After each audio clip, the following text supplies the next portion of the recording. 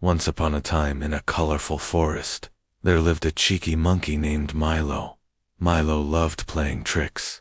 One sunny day, he found a shiny red ball near Turtle's pond.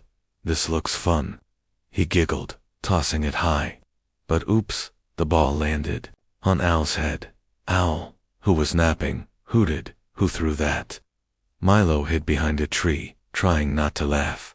Then he had an idea. He painted the ball green to look like a lime and rolled it to Rabbit's garden. Rabbit sniffed it, confused. "A flying lime," he muttered, scratching his ears. Next, Milo tossed the ball into Squirrel's tree. Squirrel thought it was a giant nut and tried to crack it open. The forest animals gathered, puzzled by the mysterious lime nut ball. Finally, Milo couldn't hold it in and burst out laughing, swinging from a branch.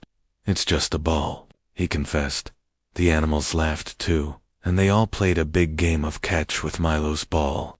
From that day, Milo promised to share his toys, instead of tricking his friends most of the time. And the forest echoed with giggles all day long.